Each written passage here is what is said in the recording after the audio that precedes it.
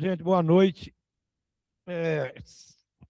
Dentro da programação do 14º Consenge, sempre a gente faz alguns debates. E nós vamos fazer hoje um debate sobre mudanças climáticas, que está no nosso encontro. Que nós vamos fazer um encontro quinta-feira, 18h30.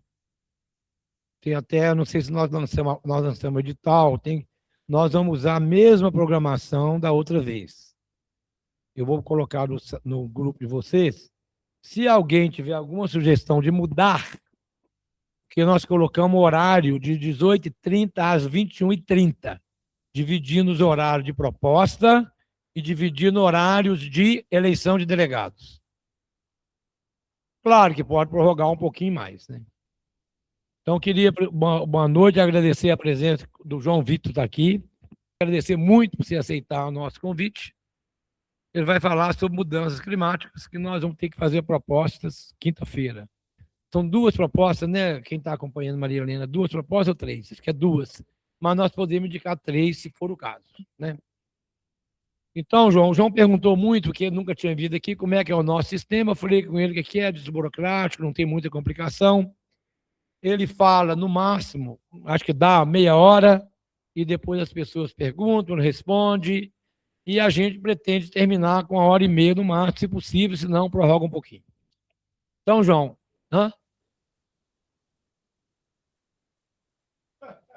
Não entendi, não. Gente, então, muito obrigado, João. Eu falei com ele que a palestra dele, igual nós fizemos com a GES, ele é livre. Tem um texto, mas ele faz. Porque quanto mais ele colocar coisas novas, para nós é interessante para debater a tese do dia de quinta-feira. João, muito obrigado, um prazer ter aqui, a palavra está com você. É um privilégio, tá? Para mim, representando o escritório Edson Braga, né, advogados, e é um prazer, né, como engenheiro, com certeza minha assistência aqui, né, a maioria é engenheiro, então é um privilégio para mim poder estar aqui, todos que estão aqui, né? Então é um privilégio, tá? Fazer uma breve apresentação. Eu me formei em 2009 em engenharia ambiental. É uma área que na época, né, não tinha assim, não se falava tanto, né, no início da década dos anos 2000. Mas de lá para cá tem crescido muito essa temática ambiental e talvez, né, os mais velhos aqui tenham sentido na pele como as mudanças climáticas elas foram acontecendo no decorrer do tempo. A maioria dos meus tios, né, com mais idade, se lembra como que era o ciclo hidrológico, como é que era a questão da temperatura. Então, é um tema recorrente.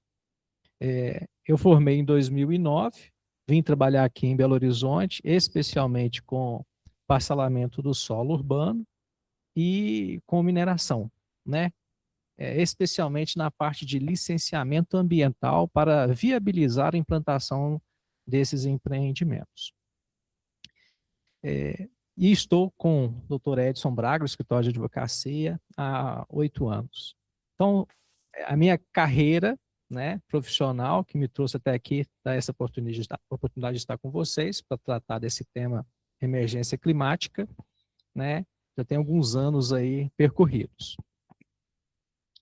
E, conforme o Murilo falou, a gente fez uma apresentação bem simplificada, de fácil, né, entendimento, mais para contexto e depois discutir talvez algumas propostas, o que pode ser debatido, ou ser falado, ou o que a gente pode fazer para que a gente possa mudar o cenário, né, que nós vivemos hoje. Quando a gente fala de emergência climática, eu não sei se saiu de novo a apresentação aqui. Saiu? Ou não? Deixa eu colocar de novo aqui. Só um minutinho. Beleza. Então, aqui está aparecendo uma simples apresentação, tá? Quando a gente fala de emergência climática, dá a entender o seguinte, que nós já passamos do tempo ou do prazo de termos feito coisas anteriores e agora é a hora. Não podemos passar mais do tempo, porque as coisas podem piorar muitíssimo. E aí a ideia é o seguinte: o que que isso tem a ver com a nossa vida, né? Tudo a ver. É onde nós vivemos, é o nosso lar, e nós queremos, né, fazer o máximo para que esse lar ele permaneça como está, não só para nós, mas como para as gerações futuras. Nos preocupamos com os filhos, com os netos, né? O que nós podemos fazer então para cuidar, né, do nosso lar? Agora, a emergência climática ou os efeitos climáticos, todos os todos os cientistas, eles têm uma tese que a origem é o efeito estufa. Então tudo começou, ou a ideia principal é que o efeito estufa é o principal causador dos problemas relacionados à emergência climática. E aí, para a gente entender um pouquinho do que é esse chamado efeito estufa, nós temos dois itens que a gente precisa entender. O que é o efeito estufa natural e o que é o efeito estufa antrópico. O efeito estufa natural são os gases que existem na atmosfera, tá? O CO2, hidrogênio, CH4, que eles seguram o calor, mas que mantém a Terra numa temperatura ideal para que nós possamos viver. Esse é o natural, é o normal. No entanto, o ser humano, por conta das suas ações, especialmente, né, por conta do uso de combustíveis fósseis, carvão, desmatamento, eles aumentaram muito a produção de CO2, metano, óxido nitroso, que são elementos que ficam na nossa atmosfera que eles seguram aquele calor, aquela irradiação do Sol. Vem o Sol, em vez de voltar para fora da atmosfera, ele acaba segurando esse calor. E por isso a gente tem esse efeito maximizado, por assim dizer, por ter esses componentes na nossa atmosfera. Então, esse efeito estufa, ele se agravou muito após a Revolução Industrial. Né? A partir de 1850, 1900, século XIX, século XX, a abrangência maior das indústrias no uso, especialmente naquela época, do carvão mineral, e depois, né, com o petróleo, tem feito com que esses gases aumentassem muitíssimo na atmosfera. O efeito, como se aquela pequena camada anteriormente que segurava o calor para tornar o nosso ambiente um lugar agradável, com o tempo se tornou um cobertor muito grosso. Em vez de deixar passar, né, voltar, né, para a atmosfera, para fora da Terra, algum calor, não, ele tem segurado. Nós podemos imaginar um carro, né? Você deixa um carro no sol com os vidros fechados, na hora que você entra, tá terrível, né? Ele segurou o calor. Então é isso que tem feito que a temperatura no nosso ambiente, no planeta Terra, tem aumentado dessa forma, né?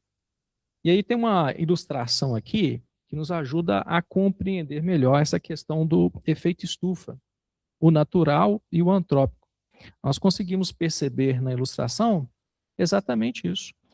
Nos níveis naturais de CO2, gás metano, óxido nitroso, a quantidade de calor retido era benéfico, mantinha uma temperatura agradável, mas com o aumento, né, desses gases, CO2, metano, óxido nitroso, ele tem segurado, retido e feito com que a Terra aumente, né, ano após ano, a quantidade em temperatura. Isso tem afetado o nosso clima de uma maneira que a gente não está conseguindo, né, contornar. Eu trouxe uns dados aqui da Organização Meteorológica Mundial, onde cita que de 2015 a 2025 foram os 11 anos mais quentes já registrados. Ou seja, aumentou em média 1,43 graus acima da média pré-industrial, né, da Revolução Industrial que a gente citou há pouco, de 1850 a 1900. Exatamente esses gases, né? E ano após ano tem aumentado o lançamento desses gases na atmosfera. E em muitas reportagens a gente vê isso, né? Olha, em tal região do planeta, algumas casas à beira da praia já estão sendo, né, tomadas por água, as geleiras estão diminuindo, né? O degelo está acontecendo. Então, tudo isso em função do aumento da temperatura e o desequilíbrio climático do planeta. Trouxe até um exemplo, talvez muitos de nós já ouvimos esse exemplo na faculdade, né? As florestas na Europa, da Alemanha, exatamente nesse período da Revolução Industrial, o que aconteceu? A queima do carvão mineral emitia lá enxofre e nitrogênio no ar, e quando ele se acumulava e quando ele havia a reação, né, de chuva, ele descia na forma de ácido sulfúrico e nitrito. Então, o pH ele é muito baixo, então é chamada chuva ácida. E os efeitos da chuva ácida são terríveis, né? Os impactos, né, na saúde, causam doenças graves, respiratórias. Também no meio ambiente, né? O solo fica ácido, a morte das florestas, que é o que aconteceu na Europa. Muitas florestas, lagos quimicamente alterados, né? Então, a fauna e a flora ficaram muito prejudicados por isso. Na Europa, né, é muito comum você ver monumentos de calcário, com rochas carbonáticas que são solúveis. E com isso aí, com esse efeito, até os monumentos ficaram, assim dizer, desmanchando, né? Então a gente percebe como os efeitos da chuva ácida lá atrás foi um problema. Como eles resolveram? Eles criaram mecanismos. Eu, como engenheiro ambiental, eu tive uma matéria de que quando você tem um poluente atmosférico, você pode ter um lavador de gás, você pode ter uma série de mecanismos para você tirar os poluentes de um determinado gás. Ou mesmo um efluente industrial, você tem vários mecanismos, né? Uma estação de tratamento de efluente industrial, para você tirar aqueles compostos danosos, para que você tenha um efluente, tanto atmosférico quanto aquoso, livre de poluentes para você lançar de volta na natureza. Não era uma preocupação na Revolução Industrial. Talvez nem soubessem os efeitos que aquilo poderia causar, né? E só o tempo mostrou a eles. Mas criaram-se regras, mecanismos de defesa para o meio ambiente, que melhorou essa questão de chuva ácida na Europa. Então, olha, é um dos exemplos que nós tivemos no passado que nós pudemos aprender. Agora, vamos pensar aqui no Brasil. A gente trouxe dois exemplos. O primeiro que aconteceu em 2024, no Rio Grande do Sul. Acho que todos nós acompanhamos, né, o que aconteceu lá no Rio Grande do Sul. Chuvas torrenciais, um período de chuva muito além do normal, e o efeito foi catastrófico, né? Aquele lago, né, o Lago Guaíba, ele atingiu um marco histórico de 5,37 metros, né, em Porto Alegre. O impacto, 2,4 milhões de pessoas e 478 municípios. Causou 183 mortes e bilhões em prejuízos financeiros, né? Então, tudo isso por conta da alteração do clima no nosso planeta. Então, realmente, vivemos uma emergência climática, né? Precisamos agir rapidamente para melhorar as condições no nosso planeta. Então, esse é um grande exemplo, né? Quanto mais calor, mais evaporação, aquela esponja no céu fica mais cheia e, de repente, aquilo cai de uma vez só, né?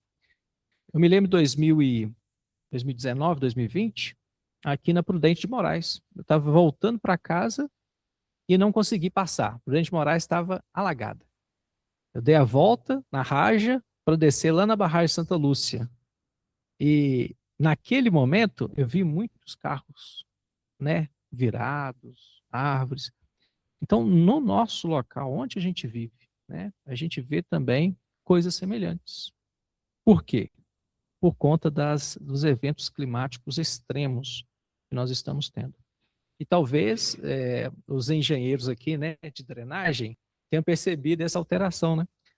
Talvez um termo de referência para produzir um projeto de drenagem que consideravam a chuva de recorrência de 10 anos, 20 anos, 30 anos, estão aumentando, né? Aí coloca lá 100, 500 anos, né? Tempo de retorno. Por quê? Porque os eventos climáticos têm feito com que até os cálculos de engenharia, eles precisam perceber essas alterações. Então, realmente, né? Tem afetado a nossa vida, esses eventos climáticos extremos. Aqui são algumas gravuras que mostram o que aconteceu lá no Rio Grande do Sul. Então, o dano físico, ele é muito ruim, mas o dano emocional e a morte de pessoas deixa a gente muito triste quando a gente percebe situações assim. Então, realmente é o momento de nós nos movermos, né? Um outro exemplo em que nós podemos perceber as mudanças climáticas, né, no nosso dia a dia também, é quando a gente vai para regiões e a gente percebe que é semiárida ou está ficando desértica. E aí tem a região lá do Sahel na África, que ano que passa tem aumentado a região desértica. No próprio Brasil tem alguns estudos, especialmente na região Nordeste. Aí tem exemplo, né? Sertão Central do Pernambuco, Sertão de São Francisco na Bahia, na Paraíba. São regiões em que a desertificação ela tem se intensificado, exatamente por conta das mudanças climáticas. Então nós percebemos que tem afetado a todos nós, né? Aqui tem até um trabalho, né, mostrando os desafios e as soluções para o Brasil na questão da desertificação. Um outro item que a gente percebe ano após ano, agora nós entramos no mês de junho, daqui 1, 2, 3 meses vai intensificar, né? Já começou. Já tem fogo nas estradas. E aí a gente percebe o seguinte, algo que me chamou muita atenção, até busquei esse exemplo, foi que no ano 2019, 2020, até 2024 também acho que houve um outro evento, mas nesse caso especial, 2019, a região do Pantanal estava sofrendo um grande incêndio. Então foi 700 mil hectares, né, de queimada, passava reportagem dos animais, né, queimados, anta, e todo tipo de animal queimado, tentando sobreviver, e um evento específico. A fuligem daquela queimada, ela chegou na região sudeste. Aí teve um dia em São Paulo, dia 19 de agosto de 2019, né, 3 horas da tarde, e o céu ficou escurecido. Exatamente mostrando esse exemplo de que as ações humanas e também o ambiente em si, ele tem se modificado mesmo, né? E tem causado até uma certa estranheza, né? Como alguém poderia imaginar que lá no Pantanal, a fuligem daquele local ia chegar lá em São Paulo, né? Então, mostrando o quanto, né, da emergência climática, o período que nós estamos vivendo. E aí, eu trouxe aqui algo que está até naquele documento, né? O Brasil fez aí um plano, né, chamado Plano Clima. Esse Plano Clima, ele tem a ideia de orientar o enfrentamento à crise climática ao longo dos anos, né? O plano é até 2035, com revisões a cada 2 anos. E são vários eixos, né? A palestra aqui é muito contextual mesmo, porque são muitos eixos, são muitas pessoas envolvidas, desde aquela microlocalidade que está sofrendo lá no norte de Minas por conta das alterações, o que o Estado, a União, o que a população em geral pode fazer, qual que é o programa para que essas pessoas possam, por assim dizer, sobreviver a essas alterações climáticas. Tem que ser feito um programa de plantio agroflorestal para melhorar, então, aquele microclima. O que pode ser feito? Olha, existem outras ações a serem feitas. De forma geral, são centenas de ações, né, propostas nesse plano, mas que visa isso, né, adaptar-se à situação, porque não é só local, nem regional, é mundial o problema, né? Que às vezes a gente tenta fazer a nossa parte aqui, a gente pode até tentar fazer, mas se os países vizinhos ou né, no entorno não fizerem, nós seremos atingidos, porque é um grande ambiente, né? Estamos conectados totalmente a essa situação. Tem aqui as estratégias de mitigação e as estratégias transversais para a ação climática. Então, nesse plano de clima, tem todas essas ações que são revisadas a cada 2 anos, né? Aí, ao todo, são 312 metas setoriais a serem implementadas por meio de mais de 800 ações, que envolve todos esses parâmetros que comentamos. E aí, eu trouxe 2 itens que parece ser algo importante que a gente está caminhando para eles, né? Que é a energia verde, são as fontes renováveis. O Brasil tem cerca de 90% da sua produção de energia sendo renovável, né? Especialmente a hidrelétrica, né? Mas que tem sido impulsionado por outras tecnologias. Talvez muitos de nós aqui já tenhamos lá uma usina fotovoltaica em casa, né? Algumas plaquinhas gerando energia elétrica, que é uma forma mais limpa de produzir energia. Muitos falam dos impactos. Olha, mas como é que eu vou resolver a questão depois que elas já não estiverem produzindo mais? Vou substituir as placas solares? Para onde que elas vão? Um grande lixão? A ideia é que a gente consiga desenvolver tecnologia para reutilizar ou reciclar, né? De uma forma, se não dá perdido, né? De uma forma mais eficiente. Mas são os pontos focais. Gerar energia verde ou de fontes renováveis, né?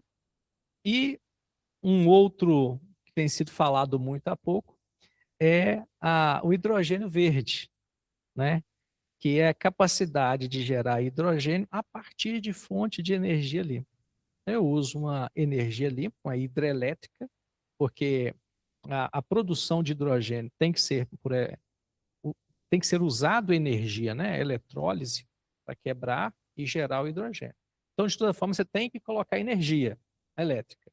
Mas se for de uma fonte renovável, tem-se a ideia de que então, o hidrogênio verde. E o hidrogênio verde ele vai ser um combustível muito utilizado, né? Então, no Japão já tem desenvolvido alguns carros movidos a hidrogênio, né? Em algumas indústrias, por exemplo, a indústria cloroquímica, na sua produção de cloro e soda, tem a geração, né, de hidrogênio. Então, são vários subitens, né, que são gerados. Mas é gerado hidrogênio e muitos já fazem o armazenamento desse hidrogênio para aquecer a caldeira que vai fazer parte do processo dele. Então, o hidrogênio, ele tem os seus desafios, especialmente de armazenagem, mas ele com certeza vai ser um combustível do futuro. E a vantagem? Ele libera água, né, no processo de queima. Então, assim, do ponto de vista ambiental, e quando a gente fala de emergência climática, é muito interessante o uso do hidrogênio. Né? Eu trouxe um vídeo para... Trouxe um vídeo para mostrar para vocês, porque a Organização Mundial, a ONU, ela está também atenta, e sempre é falado, né, sobre a questão da emergência climática. E eu trouxe um vídeo para apresentar para vocês. Antônio Gutierrez, que é o secretário-geral, ele fala um pouquinho sobre o tema. Vou colocar aqui para a gente ouvir juntos.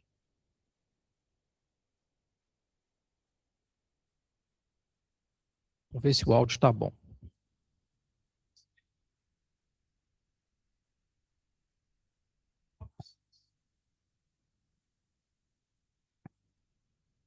Então, nós percebemos isso mesmo. Né? E as questões climáticas têm afetado todos nós, especialmente, né, as regiões onde precisa de alimento, né? O Brasil ele tem a capacidade de produzir seu próprio alimento, mas muitos outros países não têm, e às vezes são afetados grandemente por conta das questões climáticas, né? E é isso, pessoal. Terminei aqui a minha fala. Obrigado, viu? Pela atenção de vocês aí.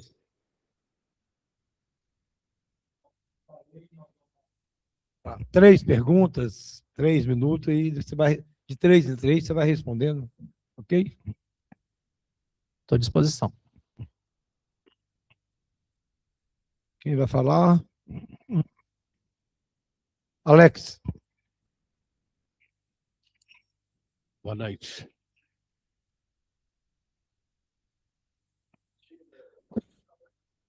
É porque eu peguei frios extremos. Tá funcionando isso aqui? Bom, boa noite a todos e todas. João Vitor, parabéns, obrigado aí pela contribuição. Tem alguns pontos que eu queria mencionar e, quem sabe, ter sua concordância. Mas a gente tem o globo é um sistema único, né? A gente tem a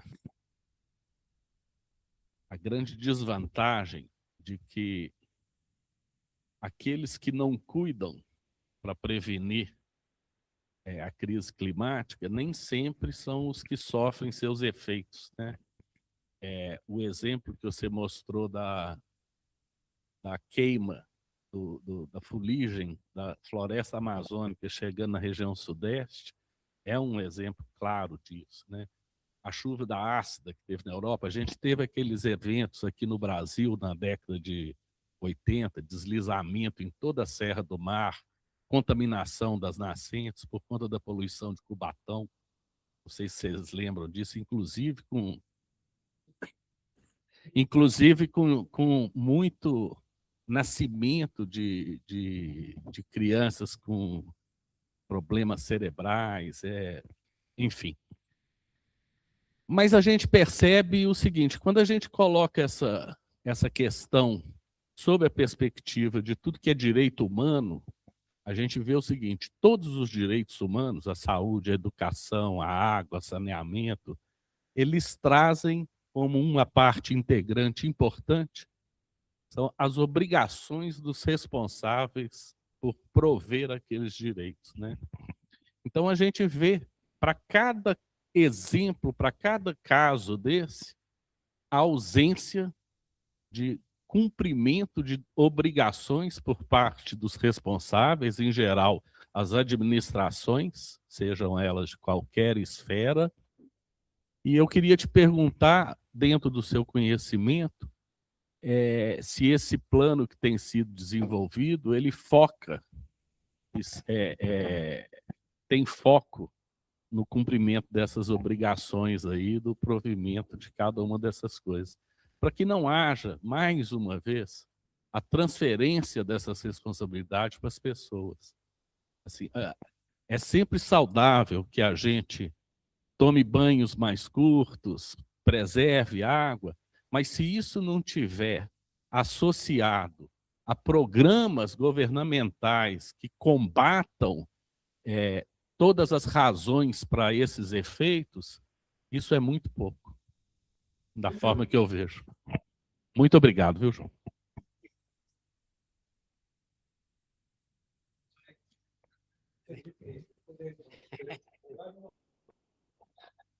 A sensação que eu sinto da humanidade diante disso que você falou é uma analogia que eu vi esses dias. Parece uma reunião de dinossauros 6 meses antes da queda do meteoro. Certo? Então, ou seja, o pessoal fica reunindo, vamos fazer amanhã, não sei o quê. Aí... Então, eu queria te perguntar o seguinte, sabe? Eu não vi você falando em desmatamento, certo? Porque isso é um grande vetor para aquecimento, né? E nesse aspecto, eu queria te perguntar o seguinte, você pertence a um escritório de advocacia, né? Eu quero que você me dê... Eu moro num lugar que tem várias áreas verdes dentro do meu condomínio e tem algumas fora que não estão cercadas, certo? Eu queria que você me desse a dica do seguinte, como fazer para proteger essas áreas, certo? Por exemplo, eu tenho um caso lá, uma mata, que eu já verifiquei na planta cadastral de Nova Lima, que é uma área verde. Mas tem loteamento chegando perto dela, certo? Eu já mandei uma carta para a prefeitura e eles não me responderam, porque eu falei assim, eu queria cercar essa área, eu queria que você cercasse. Aí eu queria ver qual que é o caminho que eu tomo, certo? Se é Ministério Público, se é polícia, basicamente isso.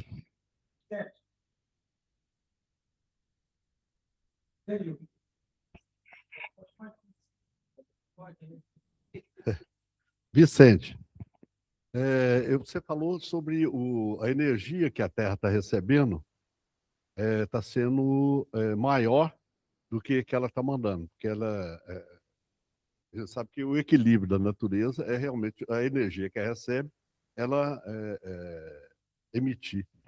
Eu queria que você explicasse isso melhor e falasse também qual que é a influência das algas em relação a isso.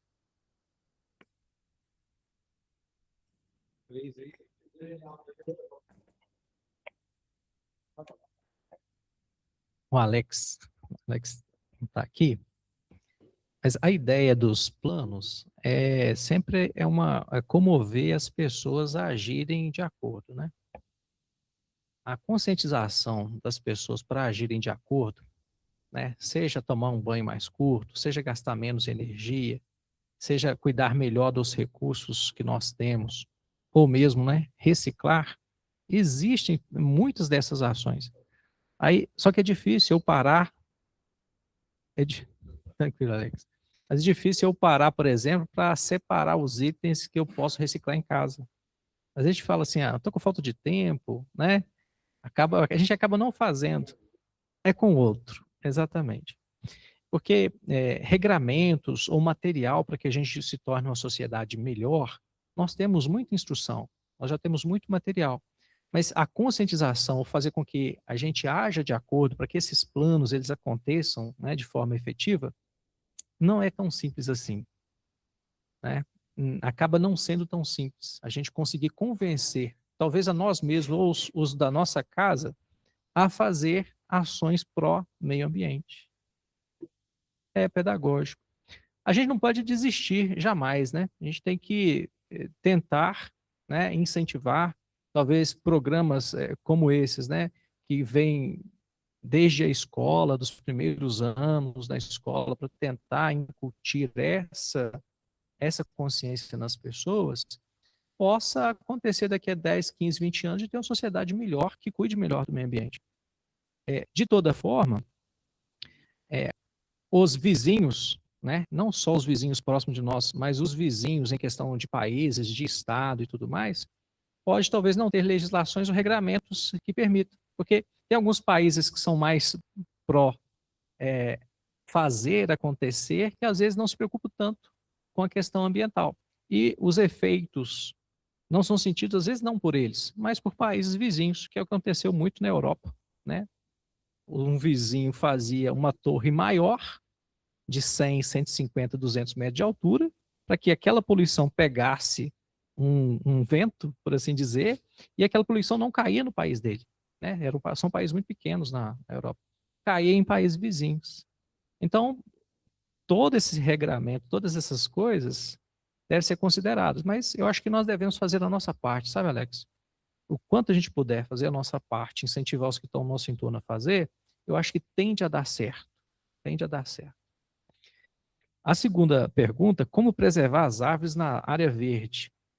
Francisco, eu trabalho com parcelamento do solo e toda vez que um loteamento ele é aprovado, é feito esse cadastro municipal das áreas verdes, das áreas públicas, né, adicionais, áreas de vias, e geralmente, pelo menos nos projetos novos, é a obrigação de fazer o cercamento, identificar a área verde, isso vai para o empreendedor. Então, ele tem a obrigação. Para quê? Quando chegar o momento de entrega de obras, né, de entrega do loteamento para a administração pública, das áreas públicas, a prefeitura, por meio de seu fiscal, vai lá fiscalizar se a rua foi feita, se a drenagem foi feita, se a parte de elétrica foi feita, se as áreas verdes estão cercadas, se as áreas adicionais estão cercadas. Então, nesse momento, a prefeitura ela passa a dar um check de que está ok, estou recebendo a área verde. Em casos antigos, às vezes nem era cercado as áreas verdes. Eu não sei qual foi a data de aprovação do condomínio que você mora. Mas tem que procurar, né, o município para saber se ele está cuidando da área verde dele. Então, é dever do município cuidar. Agora, se ele tem um planejamento de cercar para evitar invasões e moradias inadequadas naquele local, então deve buscar a administração pública para entender como é que ele cuida das áreas de parques ou áreas verdes do município. Tá? Agora, se tiver havendo invasão da área verde, eu acredito que não seja o caso. Invasão da área verde, pessoas que não têm moradia acabam invadindo e construindo. Aí você tem que chamar também, né, a prefeitura, porque está invadindo um espaço público que não é o local adequado para se construir as moradias, né? E as medidas inerentes a isso o município vai tomar. Tá?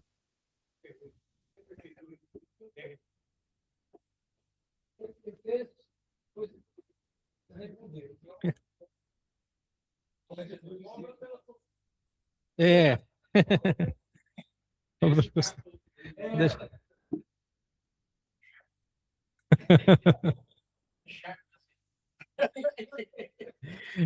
A terceira pergunta, acho que foi o Vicente. Vicente, né? Vicente, sobre a questão do efeito estufa, o que acontece? Existem alguns gases que são produzidos naturalmente. A gente citou aqui, né, o óxido nitroso, o gás metano, CH4, né, CO2. Então, eles são produzidos naturalmente pela natureza. E a quantidade que eles eram produzidos antes, né, da Revolução Industrial, que a gente chama de Revolução Industrial, eram produzidos uma quantidade em que o Sol irradiava, batia na Terra, e esses poucos gases seguravam um pouco desse calor, tá? E parte voltava para fora da Terra. No entanto, com a Revolução Industrial, que a gente fala do petróleo, né, carvão mineral, eles emitem uma quantidade maior de CO2, gás metano, óxido nitroso. E essa maior quantidade desses gases, são chamados gases do efeito estufa, a concentração deles na atmosfera fez com que todo o calor que entrasse na Terra, quando bate e volta, ele segura. Então tem aumentado. É por isso. Entendeu? Agora, com respeito às algas, elas têm um papel importante na produção do oxigênio, né? Então, as plantas, no momento que estão crescendo, elas também produzem oxigênio, por meio da fotossíntese, e também, no caso das algas, elas também produzem uma grande quantidade de oxigênio para nos manter. Outra rodada.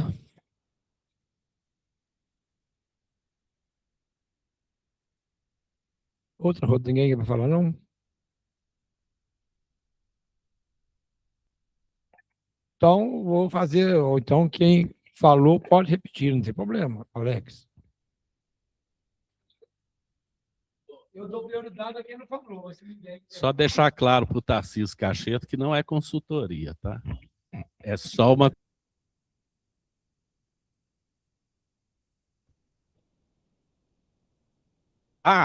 E dá significado, assim, eu não sou contra as ações individuais, pelo contrário, eu acho que todos nós, como indivíduos, a gente precisa otimizar nossa visão de mundo e progredir em termos de comportamento. Mas eu acho que as ações individuais dificilmente vão fazer frente a governos que não utilizam seus recursos para fazer a manutenção das comportas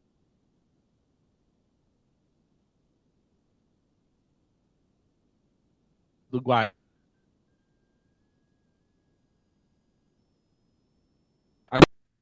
Criar benefícios para o empreendedor, licenciam barragens de rejeito do modelo a montante, sabendo qual o risco processual que esse modelo traz inserido. É com relação a isso que eu questiono, né? E principalmente, João, porque esses eventos extremos que eles afetam de uma forma mais global a todo mundo, eles em determinadas regiões eles estão presentes de forma crônica, né? Então as regiões do semiárido, por exemplo, elas não sofrem com a escassez de água por conta da emergência climática. Elas sofrem disso historicamente e jamais foram objeto de qualquer tipo de ação que efetivamente amenizasse esse sofrimento. Então, quando eu me refiro às ações do plano, se são ações nesse sentido de realmente possibilitar o atendimento realmente às pessoas com o que é direito delas. Boa noite, mais uma vez, muito obrigado, João Vitor, pela palestra. Minha pergunta é bem rápida, é uma pergunta assim que eu entendo que ela deve ser um pouco polêmica, até porque você não mencionou diretamente nesse sentido, mas eu queria saber sobre a procedência ou não, né, da contribuição da produção de proteína animal dentro desses gases, dessa emissão de gases, se ela realmente procede, se isso realmente tem contribuição, ou isso é uma mera especulação. Só isso. Obrigado.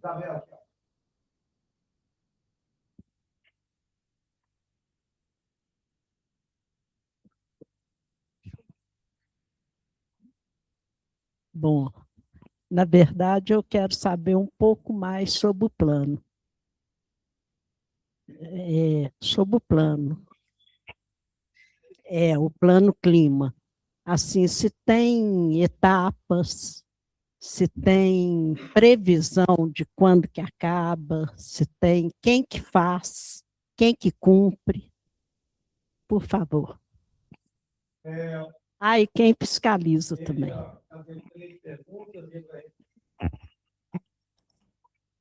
Isabel Chiodi.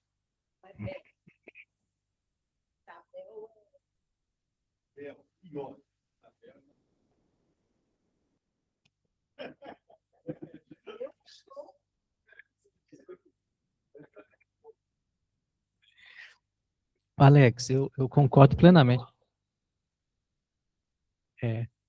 Alex, eu concordo plenamente contigo, cara, porque quando a gente para pensar que não foi somente o evento climático, né, mas teve alguns fatores que dizem que em torno de 30% a 40% dos efeitos negativos sobre aquela população teve a ver com as más condições das comportas, daqueles que foram contratados não estavam fazendo o seu trabalho, que parte talvez da governança da empresa, que parte talvez da ganância de alguns, né? Então, acaba sendo humano, né? Muitos dos erros e os efeitos numa população assim gigantesca. Então, eu concordo plenamente contigo. Em relação à barragem de rejeito, também concordo, né? Eu acho que, como engenheiros, a gente vê as modificações dos métodos que nós adotamos para trazer uma solução mais adequada a cada situação. Estava vendo um vídeo interessante sobre como que os trens, né, elétricos, né, como é que era aquele ganchinho para que ele pudesse receber energia e se movimentar. Então, de 1880 a 1950, mudaram-se as formas porque foram vendo que, olha, desse jeito desgasta, desse jeito quebra rápido, desse jeito não é bom, até encontrar uma solução mais adequada. No caso das barragens, acho que os efeitos negativos da barragem a gente começou a sentir em 2014, né, 2016, com aquele primeiro rompimento, né, em Mariana,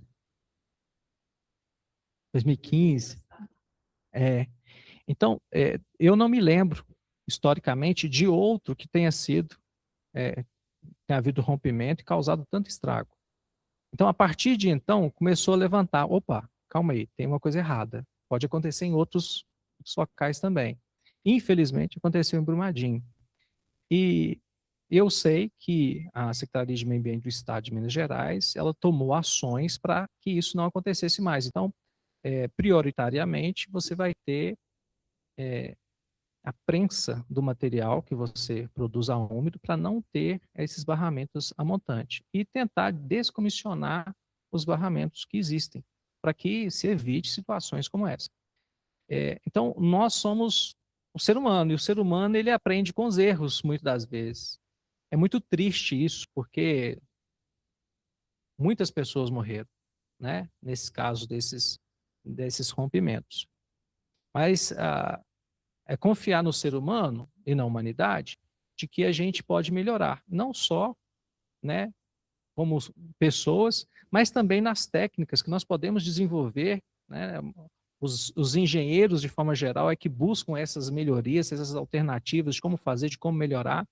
E, nesse caso, eu acredito que a gente está indo no caminho certo para não ter mais, né, esse risco que é as barragens a montante para mineração. Sabe, Alex?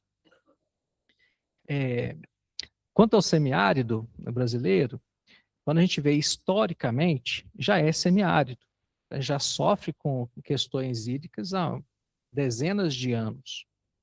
Mas quando a gente vai fazer uma avaliação, a gente percebe que houve sim piora, né? Piora do ciclo hidrológico. Talvez vinha com maior frequência, não está vindo mais. E tudo indica, embora a gente possa cravar, tudo indica que sim, são as ações humanas que estão piorando em algumas situações o ciclo hidrológico. Talvez, por exemplo, na região sudeste, a tendência é ter maiores chuvas com precipitação maiores do que era antes, que era mais regular, e ter com um volume maior na região sudeste. No nordeste é diminuir um pouco, como é a região lá de Pernambuco, naquela região. Mas já é uma região que já sofria muito, né? Desde, né, quando a gente ouve falar do cangaço, que era o sertão, o semiárido, que é a falta de chuva, a indústria da seca. Então, são situações que a gente tem que estar atento, porque a gente, né, fazendo esses monitoramentos históricos, como existem alguns institutos, para perceber como que está avançando a questão, né, do clima, do microclima em cada região. Javerson. Sheiston. Shaveston. Shake. Shaveson. Sobre a produção animal, né, e o efeito estufa relacionado à produção de proteína, o que alguns estudos trazem?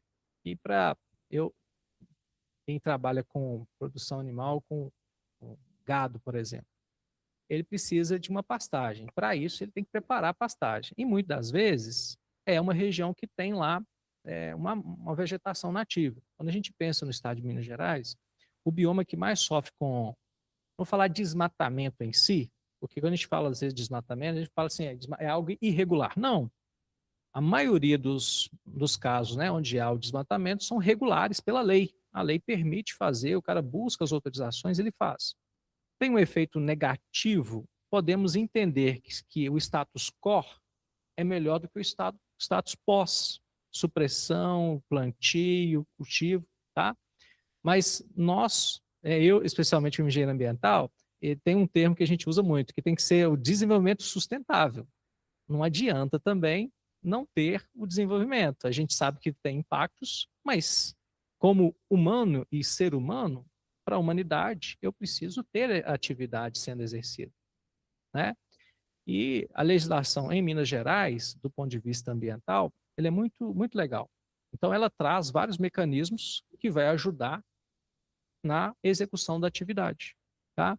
Então, por exemplo, quando você pensa numa fazenda, o Brasil, ele é muito interessante como o Brasil lida com isso, porque você pensa, eu tenho 100 hectares de um sítio, 100 hectares, 20% tem que ser reserva legal. Olha, eu já tirei 20% para deixar a mata ali em pé. Além disso, eu vou ter lagos, rios, curso d'água, nascente. Em torno da nascente, curso d'água, a nascente tem que ter um raio de proteção de 50 metros. Dos cursos d'água, dependendo do tamanho dele, é de 30 a 200 metros de proteção de APP. Então, posso imaginar que uma fazenda de 100 hectares vai ter no mínimo 40 hectares preservados. Então, a gente pode ter, sim, o desenvolvimento sustentável, fazendo atividade agropecuária ou plantio de soja, ou o que seja, respeitando essas regras, e com certeza dá para ter, sim, o desenvolvimento sustentável. Tem um efeito negativo, mas eu acho que não impede o desenvolvimento dessa atividade, minha opinião pessoal. Tá?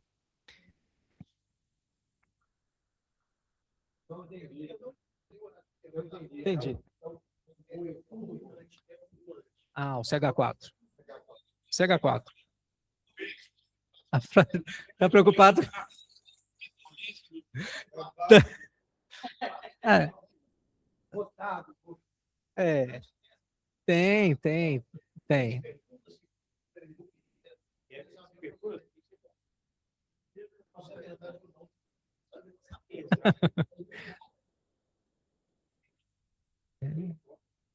É. Olha, a produção, né, como produz o gás, é mais uma produção que vai para a atmosfera. Então, sim, contribui, mas na minha visão, eu não tenho certeza, tá? Não sou especialista nisso, que é muito pequena. Contribuição muito pequena de CH4, pensar em animais é muito pequena em relação ao planeta Terra, sabe? Haja isso. Se é sobre. Isabel, sobre o detalhamento do plano do clima estabelecido pela União, sinceramente, eu não me debrucei sobre o plano para entender assim, olha, quais são os prazos, mas de forma geral, ele tenta abranger as ações mitigadoras. Olha, tem um efeito negativo aqui de cheias e tudo mais. Ah, vamos fazer um sistema lá das comportas? Vamos fazer uma ação mitigadora? Ah, não, tem uma população aqui que vive na região e ela está tendo escassez de alimento. Cara, por quê a escassez de alimento? Tem a ver com a questão do clima. O que nós podemos fazer como poder público para melhorar e sanar essa situação dessas pessoas? Tem algum programa? Citei há pouco, né? Vamos fazer então um programa de agrofloresta, em vez de ser uma monocultura, vai ser um sistema consorciado, vai melhorar o microclima, a região, a absorção de água por aquele terreno, ações semelhantes. E está dividido também em ações regionais e locais, tá? Que é esse estudo, essa percepção mais da proximidade, do que esperar alguém lá de Brasília para vir cá resolver, mas pode partir também do entorno, tá? Então, eu peguei só os pontos principais, tá? Isabel. Próxima rodada de quem não falou. Sávio. Túlio. Quem não falou, quer mais essa rodada ou nós vamos repetir? Então vai ser aqui, ó. Sávio, Túlio, Murilo, e depois nós vamos abrir a outra rodada, o Oceaniu, que é o primeiro inscrito. Boa noite, João Vitor, boa noite a todos e todas. Desculpe ter chegado atrasado, porque questão do trânsito. Ô, João, nós tivemos aqui uma discussão muito interessante agora essas semanas sobre os ODS, né? Então, é uma forma até um colega nosso, ex-presidente, o Nilo Sérgio, que trouxe alunos dele discutindo os ODS. Então, colocando esse ODS dentro da engenharia, né? Engenharia até elétrica, e foi uma coisa bacana a gente ver os jovens começar a pensar isso, porque, né, igual a gente está vendo aí, a gente vai pensando que daqui a um tempo as pessoas vão tomar atitude diante do aquecimento, mas o aquecimento tem vindo, né? Está vindo. Então a gente não sabe, são duas coisas, né? A gente começa a pensar o que a gente vai fazer com o nosso lixo, né? Com os nossos resíduos, e a outra, o que está vindo aí, né? Está vindo as águas do mar, o mar está subindo. Agora esses dias, né, assim, pessoas que moram à beira-mar percebem claramente que o mar vem subindo, né? Eu tive lá no sul do Brasil, uma cidade com as casinhas bem, né, bem no pé da areia, assim, a água já está na beira dela. E também o calor, né, assim, as mudanças climáticas, então, são reais, né? Então, são os dois movimentos. Um é o aquecimento que vem chegando, e o outro são essas propostas para a gente evitar, né, a gente adiar este momento, né, assim, esse aquecimento global. Então, como é que você vê essa questão dos ODS, que é interessante? João Vitor, parabéns aí pela apresentação. Eu quero, na verdade, fazer algumas provocações. Esse rapaz que acabou de falar aqui, ele falou que tem um aquecimento global. Tem gente que duvida. Não tem? Tem muita gente que duvida. Tem aquecimento global mesmo? Porque, na verdade, nós temos uma sociedade que está extremamente polarizada, onde essa questão, inclusive por parte, né, de algumas alas, que não acreditam que haja um processo de aquecimento global. E que tem dúvida nem que a Terra é redonda, é verdade. Então, a primeira pergunta é essa, né? Como você faz para uma sociedade que está polarizada, onde, não é só aqui no país, mas no mundo como um todo, praticamente 50%, 40% a 50% negam a ciência, tá certo? E negam esses dados que você traz. Como um programa como esse pode fazer esse enfrentamento? É a primeira. A segunda é, quando nós temos, por exemplo, no Brasil, quantos municípios? 6.200, pouquinho mais, 5.572? 5.572. Onde os gestores municipais, que são a parte mais ativa junto ao meio ambiente, tá certo? A maior parte tem essa concepção de dúvida, pelo menos, em relação ao aquecimento. Mais ainda, né, as ações prioritárias no município chamam-se desenvolvimento a qualquer custo. Como enfrentar com a sociedade, como é que a gente envolve a sociedade para poder fazer esse enfrentamento de fato, para que esse programa possa vir a ter sucesso. Eu vou fazer alguns comentários e vou fazer uma pergunta. Os comentários, Alex, a alteamento a montante, nós fizemos no aterro de Belo Horizonte, BR-040. Eu nunca fui tão fiscalizado na minha vida. De mês em mês tinha um fiscal no aterro. E na mineração me parece que não foi isso que aconteceu. E aterro a gente faz alteamento a montante, não é ajustado.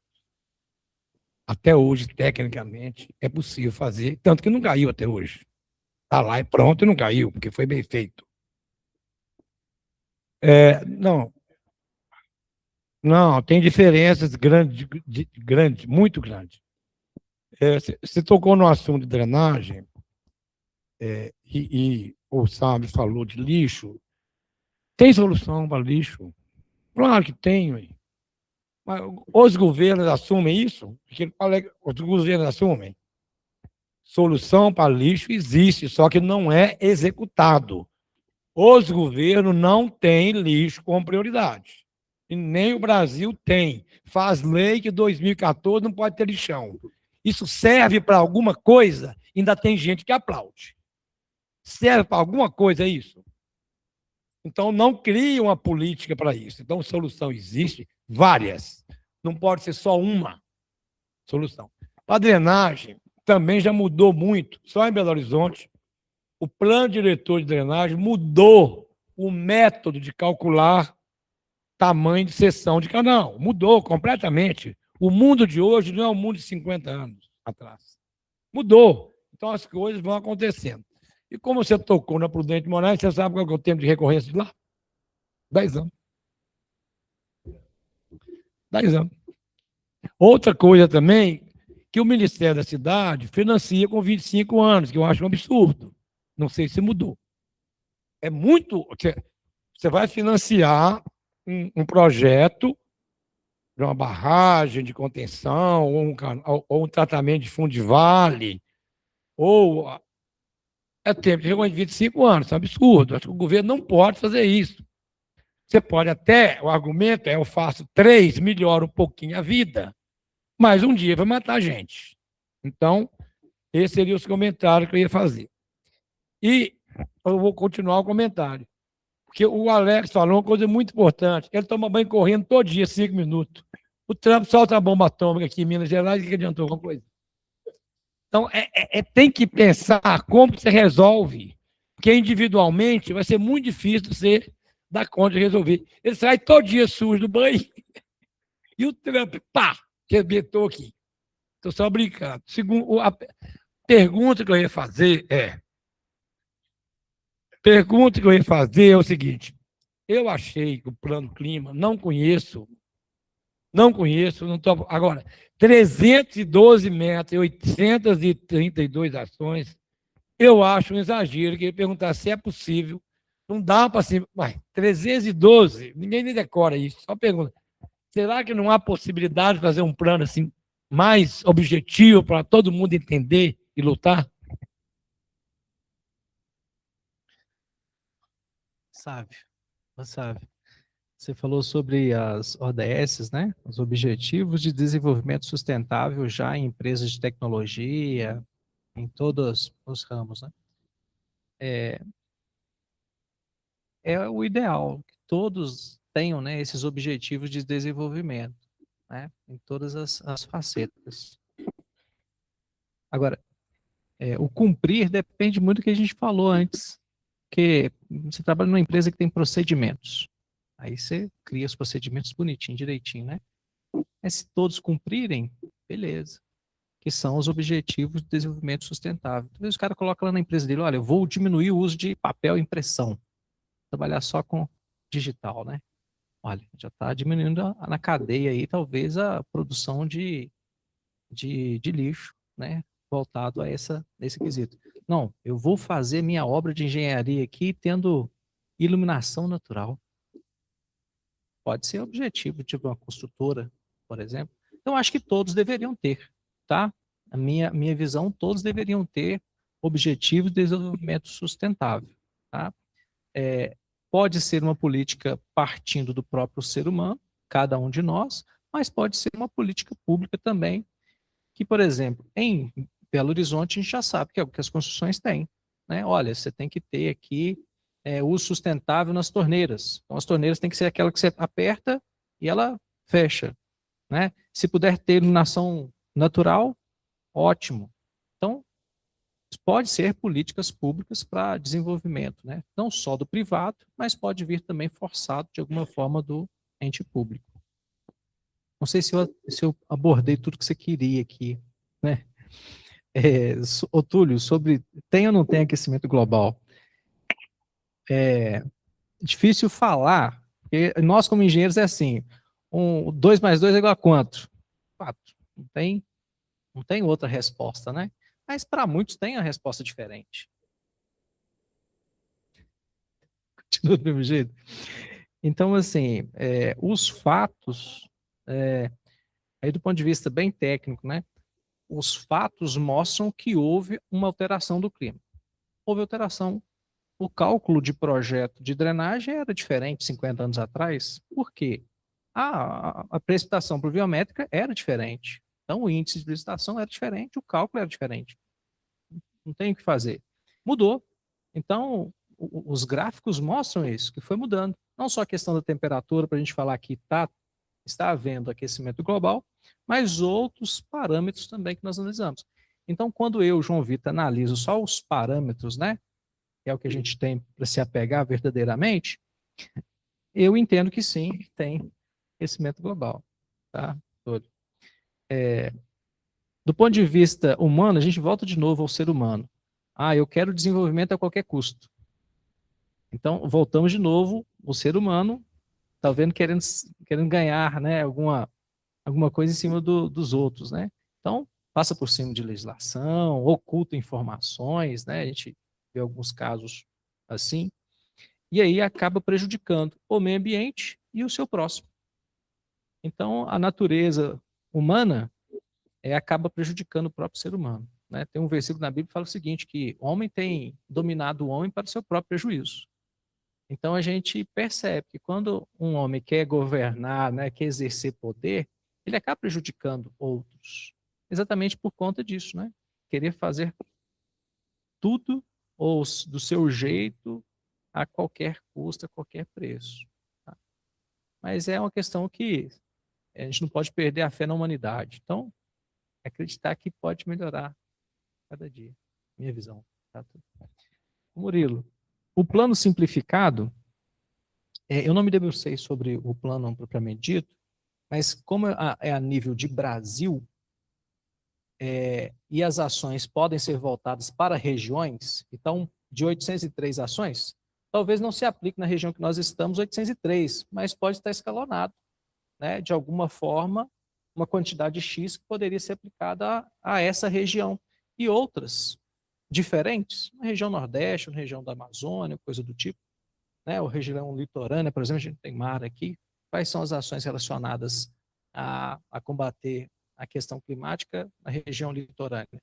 Então, pode ter, né, de forma específica, para regiões que na somatória vai dar lá os 803 ações, né? Deu essa somatória toda, tá? Mas quanto mais objetivo escalonar as metas, é mais fácil, né? Do que, como diz a turma, você ter 1000 metas, não cumprir mal ou nenhuma, todas não faz sentido. Melhor você colocar 5 ou 10 e cumprir bem aquelas 5 ou 10, né? Faz mais sentido. Quarta rodada, Seniuk.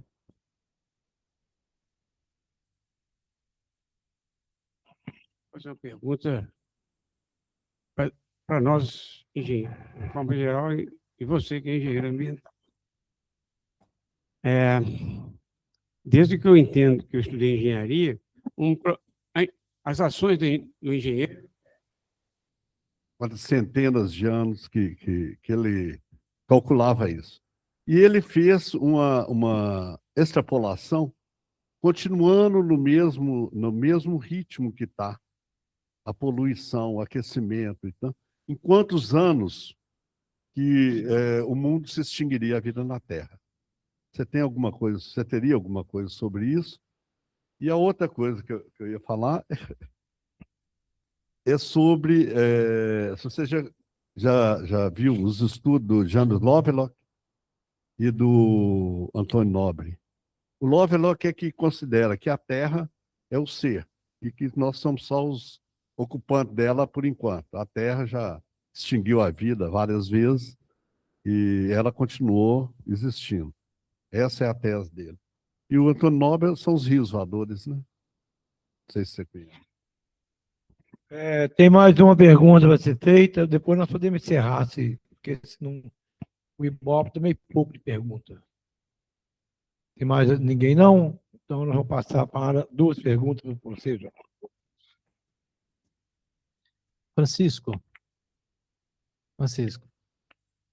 sobre a operação, eu concordo. Eu acho que todos nós concordamos que tem que ter uma operação especializada, né? Tanto no monitoramento, né, de uma barragem, por exemplo, quando na operação de uma indústria que você planejou, calculou, colocou funcionar, né? Em tese a gente coloca funcionar pelo menos 2, 3 meses, 5. Exatamente. Cada projeto vai ter um nível de complexidade, né? O cara da fazenda que precisa cercar a área dele, talvez seja mais simples para ele fazer essa averiguação, manutenção. Mas no caso de uma barragem, é complexo, não é tão simples assim. Tem que ter um especialista cuidando da operação, um monitoramento, né? Não se sentir retraído, talvez, de avisar que tem um problema, né? Na verdade, é o dever dele falar, olha, tem um problema, tem uma questão, precisamos resolver, vamos pesquisar, vamos chamar mais pessoas, né, para resolver. Então, tem que ter sim, né, nas indústrias, em casos semelhantes, especialização na operação, tá? Do ponto de vista econômico, o cara de indústria vai querer um cara especialista operando a planta dele, não só pelo lucro, mas para evitar problemas, né? Corrosão de materiais ou coisa do tipo, o cara vai ter especialização na operação dele. No caso de coisas que não trazem retorno financeiro, que é o típico caso do barramento aí, a montante, né? O cara olha aquilo ali como um custo, ele não olha como sendo algo, um ativo que vai gerar valor. Então, existe essa preocupação. Mas a conscientização da organização, né, a que pertence àquele item, é que vai fazer eles terem essa preocupação aí de ter uma operação especializada. O Vicente falou aqui sobre quando termina o mundo, né, Vicente? Quando que o mundo quando vai terminar a vida no mundo? Eu não tenho, né, na minha memória, algum estudo que fizesse alguma previsão semelhante. Há muito tempo atrás, alguém falou 2050, 2000 alguma coisa, mas é muito difícil, né, a gente falar assim. Pode acontecer tanta coisa. E certamente, mesmo com a elevação da temperatura, vai ter regiões em que hoje é muito frio e vai ter um clima mais legal. É o que acontece, por exemplo, na Rússia. Quando você avalia o território russo, que é gigantesco, talvez na década de 80, eles pensavam o seguinte: olha, eu tenho milhões e milhões de hectares, mas eu tenho 30% ou 40% que eu posso cultivar, que eu posso viver de uma forma produtiva. Agora já é diferente. Por conta mesmo da questão do aquecimento, a área produtiva russa aumentou muito. Então, antes que tinha um clima muito severo, agora tem um clima um pouco mais ameno e o cara já está usando para plantio, né? Então, assim, a gente pensar numa data específica que não teria as condições ideais para ter a vida humana, parece muito distante de 2050, mesmo aumentando nessa escala. Mas o pior é o seguinte, que outras regiões que a gente está falando aqui, né, a nossa região pode sofrer mais, né, que é onde nós vivemos. Então, a gente teria que ter essa mentalidade. Sobre essas terminologias aí que você citou, o estudo de fulano ou tese de ciclano, eu me lembro é a tese de Gaia, que a Terra um dia vai se voltar contra o ser humano, né?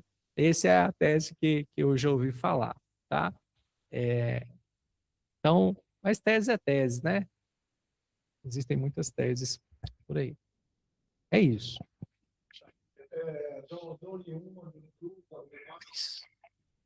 Alex. Alô, Alex. Ninguém quer falar mais, não? Então, eu também vou me inscrever, então. Tem mais pergunta, não, só um comentário. Eu partilho da sua fé na humanidade, mas para isso a gente precisa mudar esse Congresso, tá? Esse Congresso está aí, não dá não.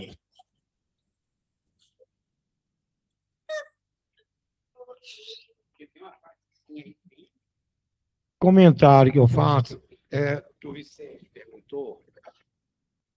Eu acho que, sinceridade, esses estudos que os cientistas fazem, precisava de ter um aprofundamento maior, de entender a humanidade, entender a Terra, entender. Eu acho que são muito isolados. Eles não fazem um estudo global da Terra. Não fazem. A outra questão é: alguém aqui está vivo em 2500? Tá.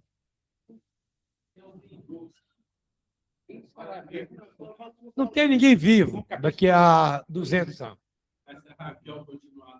Então, eu acho que esses estudos, eles criam, saiu ontem, o UOL, falando que a Terra é um estudo, eu nem li. Quando vem esse negócio, eu estou correndo de ler. Manchete: a Terra vai acabar muito antes que os homens pensam. Eu falei, não vou ler, porque é uma especulação, é alguém querendo aparecer. Era só esse comentário que eu ia fazer, que eu não estou lendo isso mais, não. Não estou preocupado mais com isso. Estou mais preocupado com a guerra. Tá? Estou muito mais preocupado com guerra, com o domínio americano do mundo, do enfrentamento que nós vamos ter com a direita do mundo. Tem um aspecto também que é... Eu vou passar por encerrar daí. Só um minuto. Tem um aspecto que eu acho que é interessante quando a gente pensa nessa questão.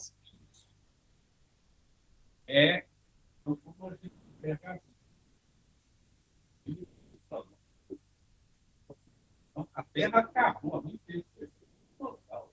Se não tivesse acabado eles, a gente não sabe.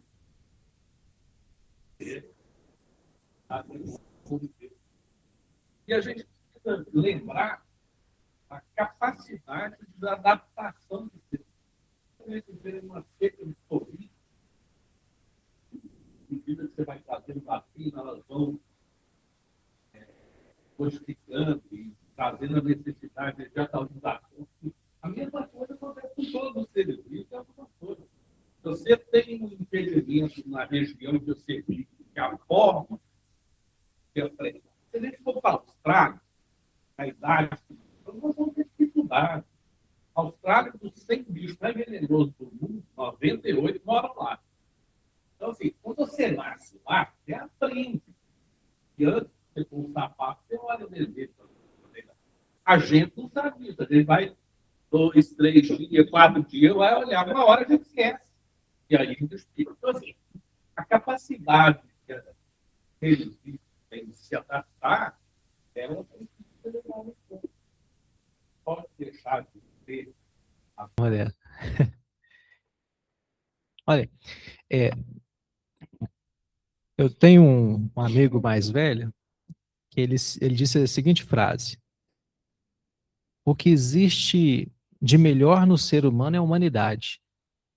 Então, é sempre acreditar, né? Porque Deus acredita no ser humano, né? Mandou o filho dele por nós.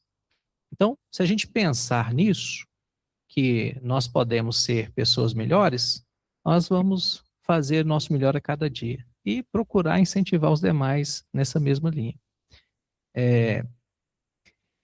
Quando a gente pensa em planos e projetos pró-meio ambiente, existem organizações que estão buscando fazer isso. A gente tem que ver onde que nós nos encaixamos, né, dentro desse planejamento, que seja respeitar as legislações existentes dentro do nosso contexto, para que a gente faça pró-meio ambiente, né, o que a gente citou aqui em várias facetas. Para quem mora na roça, como meu pai, mexe na roça, até respeitar as leis lá de meio ambiente. Para nós que estamos construindo um edifício, vamos respeitar essas regras que trazem e estabelecem itens pró-meio ambiente. No meu caso, que trabalho com parcelamento do solo, também vou respeitar as legislações que tratam do assunto. E a nossa legislação, ela é muito rica no sentido de proteger o meio ambiente. Tá? Eu acho que o Brasil é um dos países que mais protegem o meio ambiente. A gente pensar no tanto de unidade de conservação que nós temos, né? Áreas protegidas. Então, o Brasil, de forma geral, tem feito um trabalho nessa linha que ajuda em relação à questão de clima e essa questão do efeito estufa, né? Então, a minha mensagem, né, final é: façamos o nosso melhor dentro do nosso contexto para que a gente possa fazer ações pró-meio ambiente e pró-próximo, tá? No mais, foi um grande privilégio para mim poder estar com vocês aqui, tá? Gastar esse tempo, na minha opinião, é muito útil, né? A gente se sente valorizado, a gente valoriza as ideias e a gente cresce juntos. Muito obrigado a vocês pela atenção. Ô, João, agradecer muito você estar aqui com esse debate. Nós queríamos, estou tentando indicar, ou a gente procurou alguém aqui, que se quiser, a gente fazer um debate aqui sobre a nova lei ambiental aprovada no Congresso. Qual